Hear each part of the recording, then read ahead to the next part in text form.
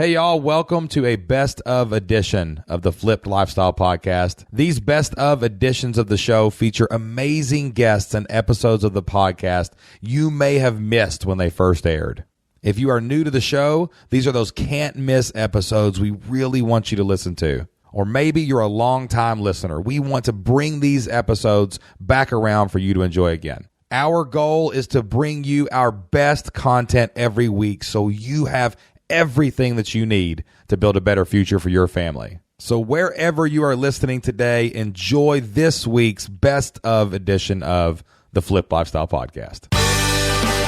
Welcome to the Flip Lifestyle Podcast, where life always comes before work. We're your hosts, Shane and Jocelyn Sams.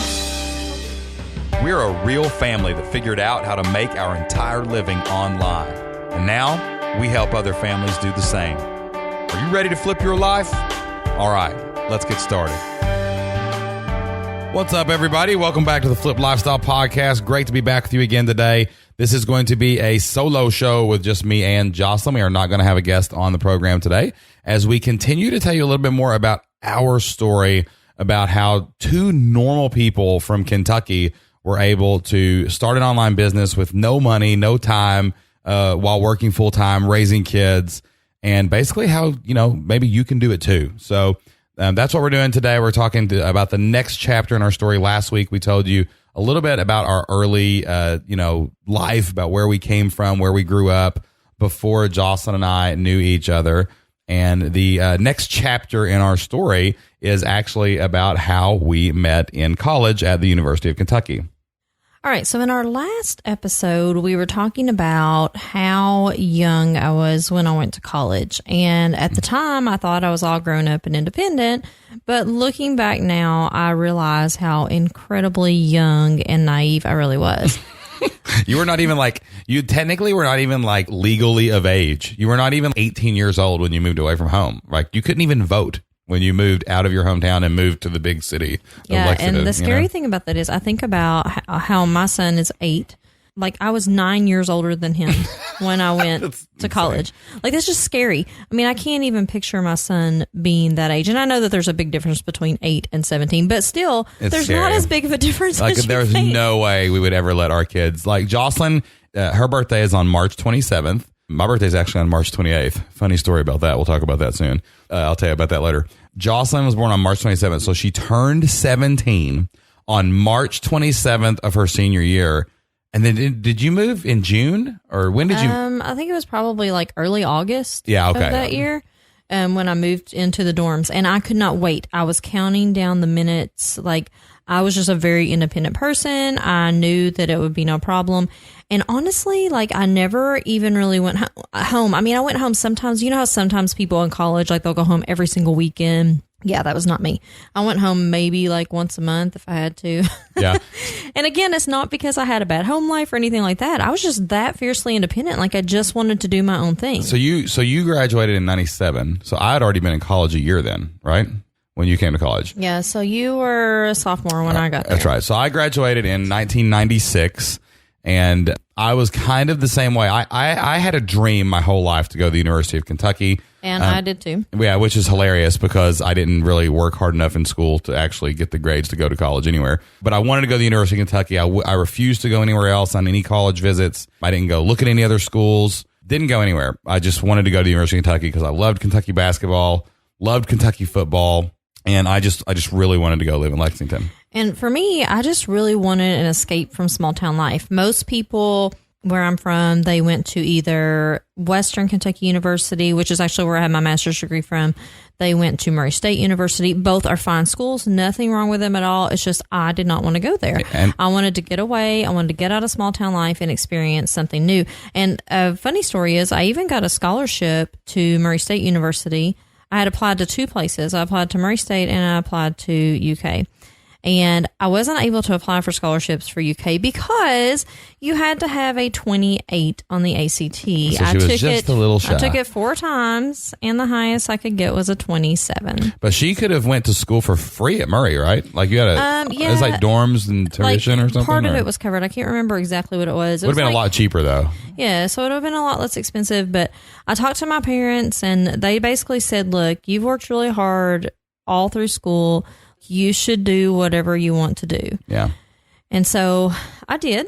And Thank goodness you did. I felt like that was just where I was supposed to be. I wonder if it's because I was there. The fates were telling you the love of your life and the shining star of your universe is waiting for you at the University of Kentucky. Right. Right?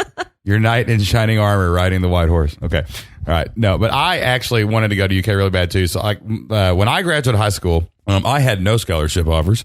I had absolutely nothing. Because how did you even get in? I barely made it in. Like, I had like the exact GPA where you could barely every once in a while apply and get in. And actually, I didn't go straight to the University of Kentucky. I did go live in the dorms my first year, and I lived on campus. But I went to there was a community college that was like attached to UK. So you could still live in the dorms? Yeah, you could live in the dorms. You could go to UK, but you went to like the Lexington Community College part, which was over by the football stadium. So I actually went to that first. That was my first year. And my shining principles as a student and just the excellent student I was, of course, I did not barely ever go to class. Like, I had a crazy roommate who ended up failing out of school, which is a whole other ball of wax. And I was around some people who weren't the best examples of human beings that you could probably hang out with in your life. I didn't go to class very much. I almost failed out. Like my first semester, I made like all D's and like 1 C or something. And I actually dropped a course instead of failing it so I only ended up getting like 12 hours that semester. And I actually came home and one day my dad put me in his car and he goes, hey, come up to the office with me. And I'm like, all right, I'm home for Christmas or something. I'll ride up there with you. So my dad gets in the car and he goes by his office and I kind of look over at him like, what are you doing? And he didn't say anything, didn't say a word. And he just goes and gets on the interstate. And I'm like, oh man, he got my report card. He knows my grades were terrible. This is what this is all about right here. He takes me 30 minutes south to this really teeny tiny town in the middle of nowhere that has this little bitty NAIA college tucked over in like the mountains. There's probably not 1,000, maybe at this time, maybe 1,000 people went to the whole school.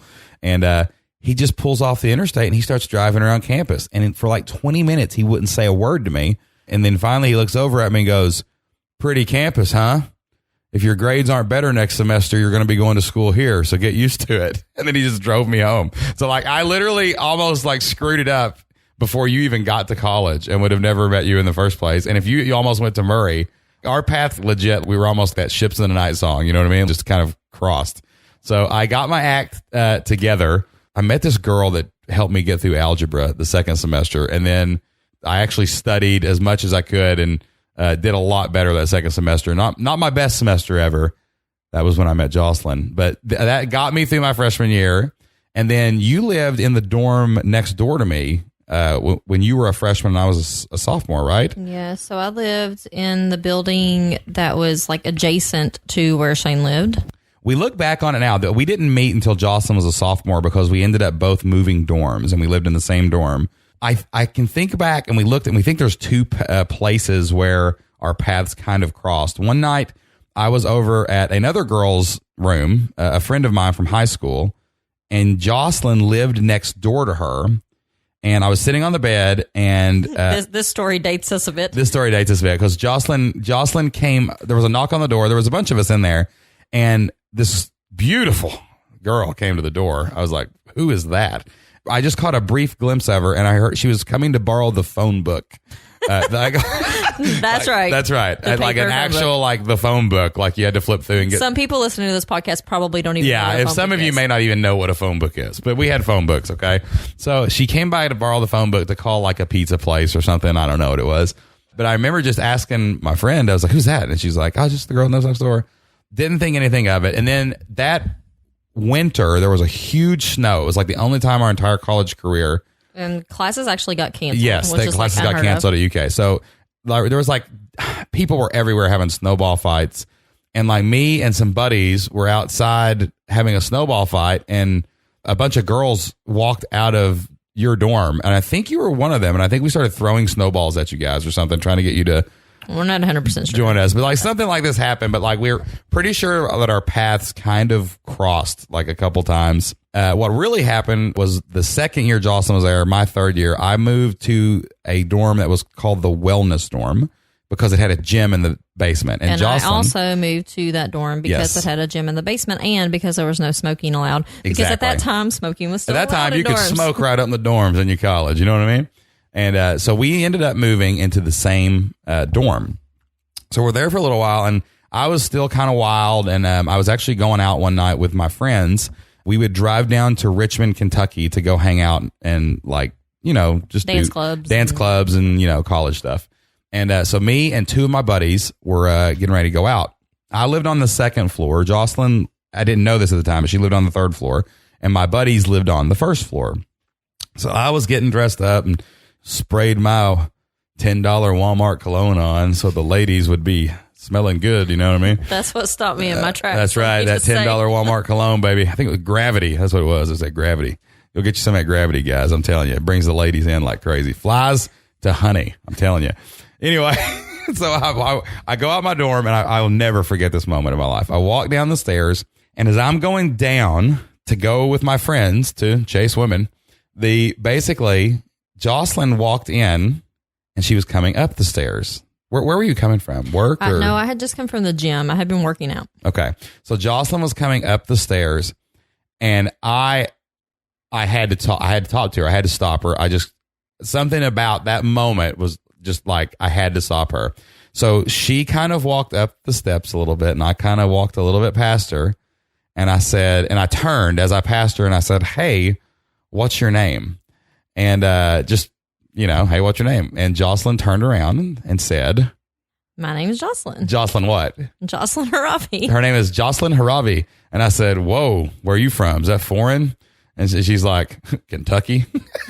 I thought like Haravi sounds like some kind of foreign exotic and name. it is. It's from Czechoslovakian, yeah. So I thought to myself, "Whoa, I've got this exotic foreign woman walking into my dorm." But turns out she was just from Western Kentucky. You know what I mean?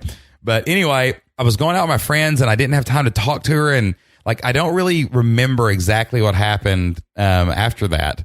But we just kind of exchanged names and said, "Hey, you know, kind of hope we run into each other at some time." And she went up, and I went down. So like, did you think anything of that first encounter, like at all? Like, I mean, who's this creepy guy talking to me on the stairs? Right. With the terrible clone. No, I mean. That guy smelled terrible. He buys his cologne at Walmart. What a cheapo. All right. No, I mean, I remember it, but like, I don't know. I mean, I guess I didn't. It was kind of passing, so it wasn't that big a deal. But like, it definitely left an impression on me because I went to my friend's room. They were downstairs, and I was looking down at the ground, just shaking my head like, that girl was awesome. Like, and I sat down on my buddy's bed, and they're like, "Dude, what is wrong with you?" At that moment, just knowing Jocelyn's name, I looked at my friends and I said, "I just met the girl that I'm going to marry. I know it. I don't know how I know it. I don't know when it's going to happen. I don't know what's going to happen, but I just met the girl that I'm going to marry." And they're like, "All right, shut up. Let's go." So we go on, and we go out. We come back, and I don't know how long it was between when we ran into each other again. Was it probably like a week or maybe two? I don't know. Yeah, it was pretty good. So I was standing in the lobby talking to a buddy of mine who was working at the desk. And it was like a mutual friend. Yeah, mutual friend. So Jocelyn comes in the door on this day, and she comes up and she says something to the guy. And I was like, "Hey," and she's like, "Hey," and we kind of, you know, remembered each other. And Jocelyn and I started talking, and I said, you know, so we did the classic, "What's your major? What are you studying?" And, you know, and Jocelyn says computers. She says she's studying computers. And I'm like, "Really?" Because I am having some computer problems. And since you are a pro at computers, maybe you could totally help me with that. So I'm like, I have a printer. My printer will not print. I cannot get my printer to print. So could you come up to my room and check out my printer maybe? And being the nerd and nice person that I am, I said, sure, I'll be happy to help you. So did you go back to your room first or did you just come straight up with me? No, I think I just came up there. Yeah, so that's smart. That's smart, right? Strange guy. I'm inviting you to his room in the dorm to, fix his printer. So we go up there and, it was the darndest thing. My printer worked when Jocelyn. It worked with no issues at all. Jocelyn sat down. That's shocking. And basically hit print and the thing printed. But I swear that there was a problem at one time with the printer. And I was not just telling you that so you would come hang out with me. I promise. Right. Yeah. So Jocelyn comes to my room and we discover that the printer is broken. And she's probably at this point now thinking, okay, this guy just totally lied to me to come up to his room and hang out with him. So I'm like, okay, let's talk. What are we going to talk about? So we start doing the other things. Like we start saying like, where are you from? And Jocelyn's like, I'm from Western Kentucky. And I'm like, I'm from Eastern Kentucky.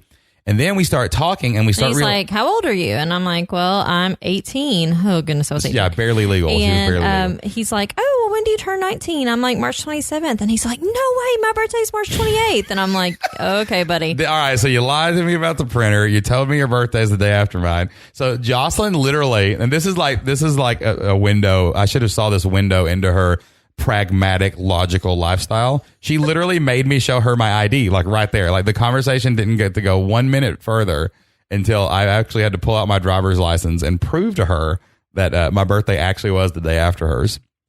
So that was weird. And then like all these weird coincidences. Then we started talking about like what kind of cars we had, and I'm like, well, I drive a Buick. He's like, I drive a Buick too.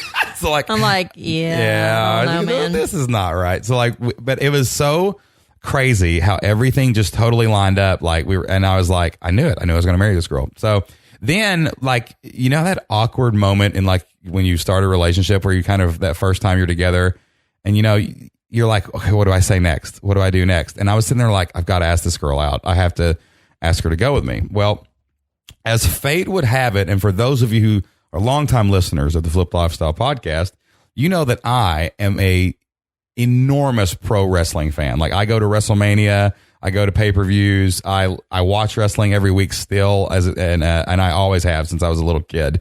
Me and my brother used to sneak and turn on wrestling at 11 p.m. on USA. Like Monday nights, my mom would be in the next room and we would have the volume off and we would just try to read their lips and watch them like do their wrestling. So I had ordered 3 tickets to WCW Professional Wrestling at Rupp Arena. They were doing a television taping. So this was like a big, wrestling promotion. And I looked down and my buddies had sold me out. I had bought these tickets and the 2 guys that were going to go with me had totally sold me out and said they couldn't go. And I looked down and I said, that's what I'll do. I'll ask her to go with me to wrestling.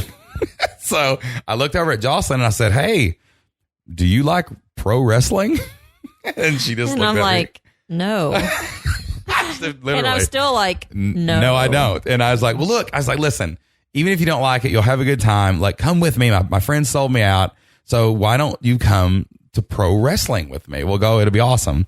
And I have no idea why she said yes, but you did. You said yes, and it was incredible.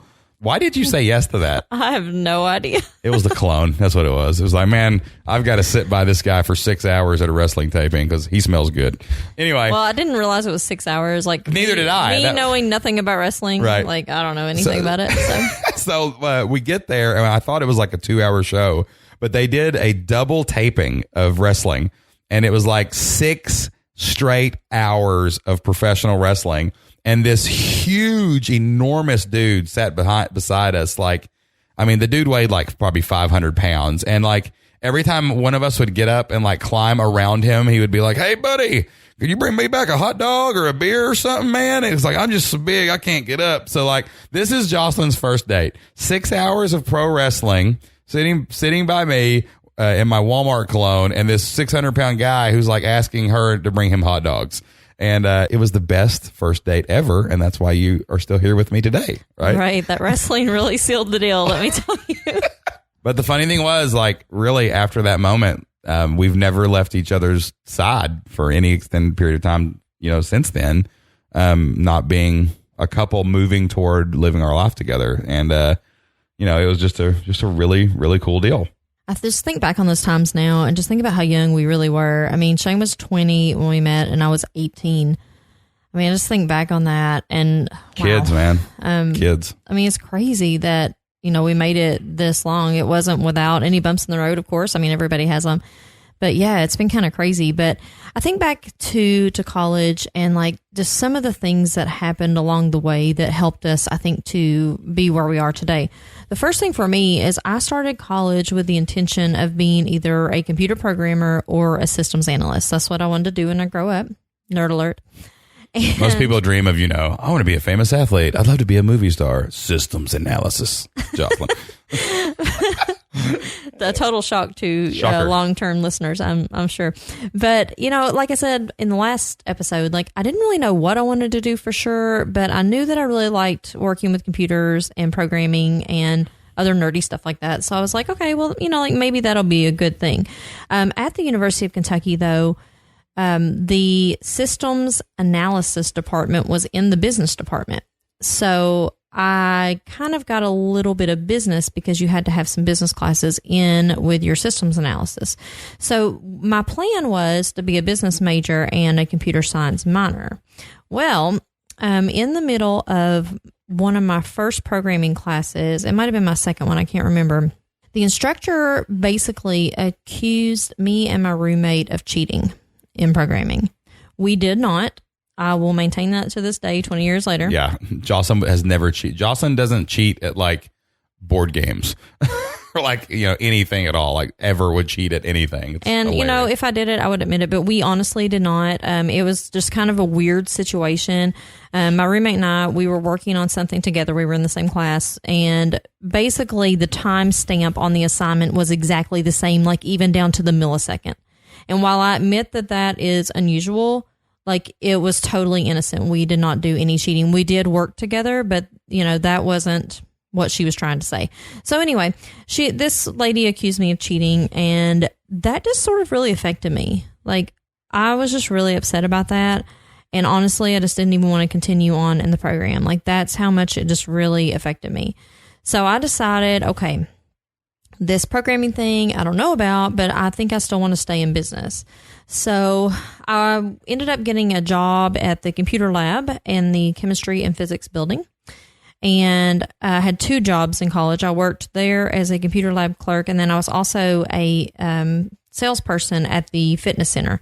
So I worked at an all-women's fitness center, and I did sales. So those experiences sort of got me thinking, I guess, a little bit broader. Yeah. I started becoming interested in sales and marketing because I worked in sales at this gym, and it's something I had never done before, but I actually kind of liked. And I started thinking, okay, well, what if I could maybe open a gym one day? Like that would be cool. So that sort of got my entrepreneurship wheels spinning a little bit. And when I first met Jocelyn, she was building bikes at Toys R Us. And I would go pick her up at Toys R Us when she would get off work. And then it's so funny. Jocelyn and I, we were just broke in college, and like we would always kind of try to pay for things at the first. And Jocelyn's not a let the dude pay her way kind of gal. You know what I mean? But like what we would do is we would get our paychecks on opposite weeks. So like I would pay for dinner one week, and then Jocelyn would pay for dinner next because we were like so broke. I mean, Jocelyn was working like 2 jobs one time. And I would go sit in the computer lab with Jocelyn, and she would be at work, and I would just go and hang out at one of the computers while she was there with her. I've heard you tell that story before, but something just like clicked to me too. Later on in our story, a lot of you know like why we got into this. We had a terrible experience with our child, Which we're going to get into in future later. episodes. And we had a boss that was, it was just awful. And anybody out there who's ever dealt with a bad boss, you know what that feels like. Or if you've had something happen to your child, you know what that feels like. And we'll get more into that. But like it's in this microcosm of the story that you just told, like Jocelyn dealing with someone totally out of her control who accused her of something stupid.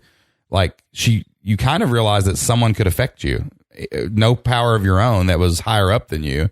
And you just said, screw it, I'm going to go do something else, and you left the program. And it's amazing for me to even now to hear that, connecting that dot back, that's also not just a seed of your entrepreneurial bug or whatever, but of kind of our mentality that was forming even at the time. We're not going to let other people ruin our life or dictate our life. And you just said, I'm going to go a different direction.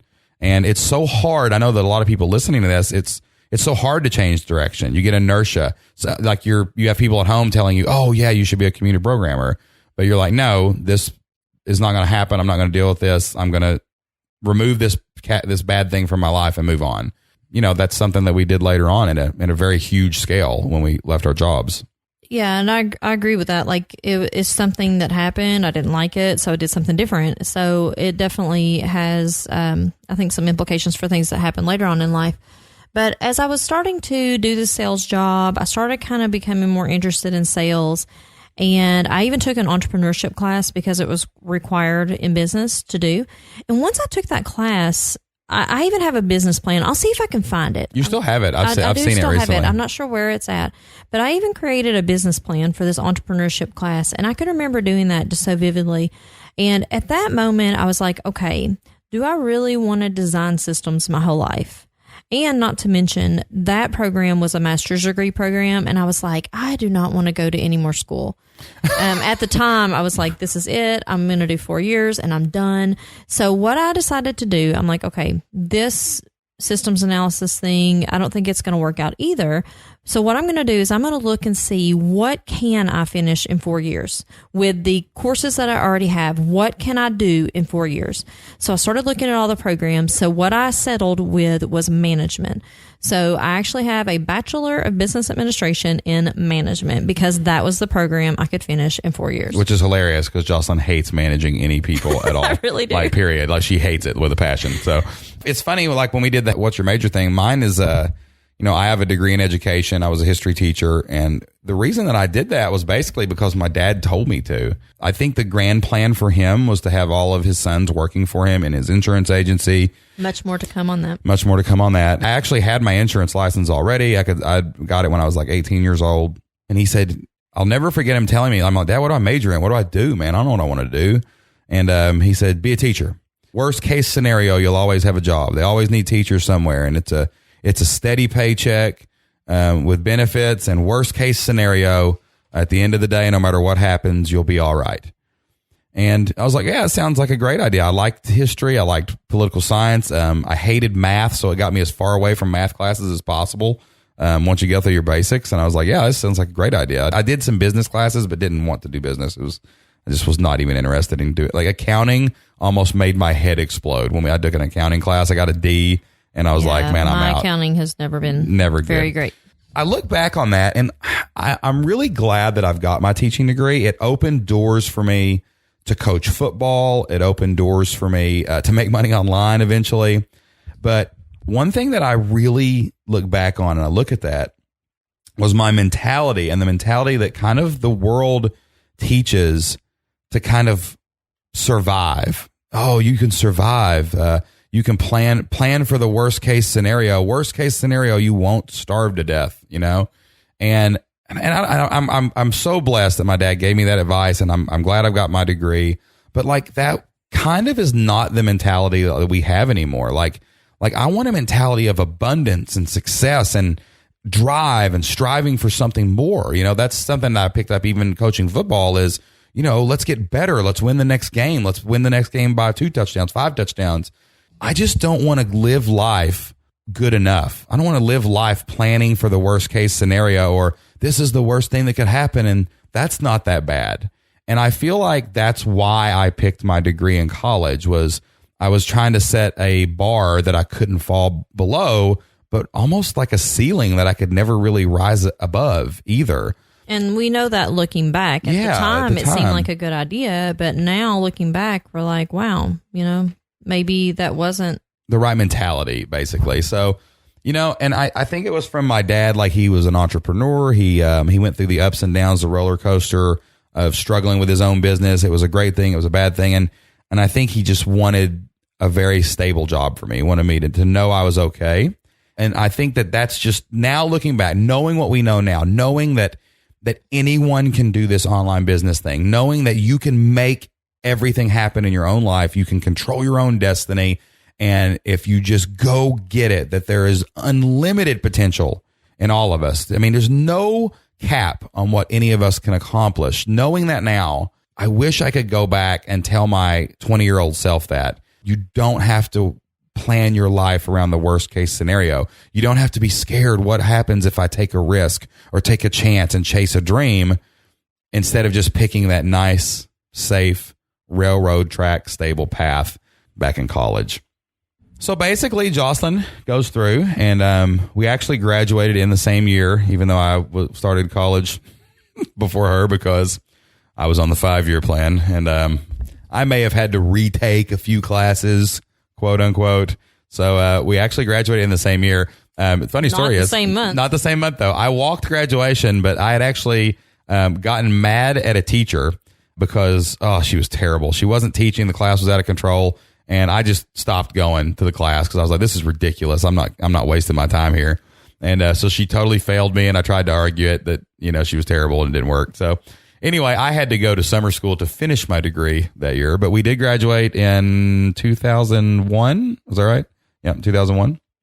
So Jocelyn and I graduated school, and some people were like, propose, get married, and things like that. But Jocelyn and I didn't really work on anyone else's timetable. We were not ready to get married, or maybe Jocelyn didn't want to marry me because I was probably a little immature at the time.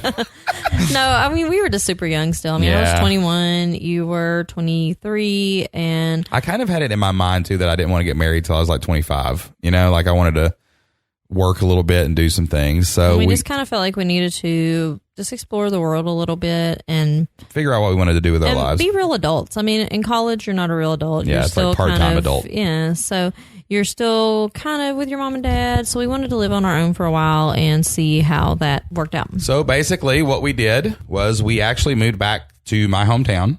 Jocelyn and rode around with my dad, and he introduced her to everyone in town, trying to help her find a job. I got my very first apartment, living all by myself. That's right. So that was super exciting. I went to work for my dad, selling insurance, which we're going to get into on the next episode and how fun that was.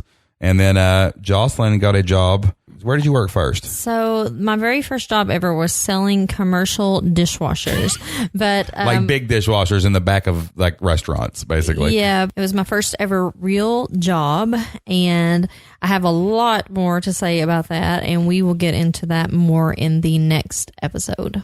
So that gives you a little more background about where we come from, our education, like how we met, and how I tricked Jocelyn into being my girlfriend by coming to wrestling with me. We're about to take the next step in our journey that's really going to push us toward where we are today. And this is where we start growing up, start settling in, and start moving into our careers. And, we start experiencing those adult things that really most of you listening have probably felt like, should I be doing this? Like, why am I giving so much control of my life to people? Why am I working for someone else? Could I do something on my own? We're going to take you through that journey that led us to not only, kind of turning our back up against society and getting out of the world's view of what we should do and moving into online business and really flipping our life upside down. So that's all the time we have for next week. Tune in when we will go into our first careers and when we really started pursuing our dreams. And I'm going to tell you the story of my romantic storybook proposal to Jocelyn and how I convinced her to be my bride. So #nomance. There's no romance in this story. So you're going to want to tune in next week. And I had actually upgraded my cologne at this time. I wasn't doing the Walmart cologne anymore, so maybe that had something to do with it. So tune in next week and we'll get into that, and we'll take you to the next step of our flipped lifestyle journey.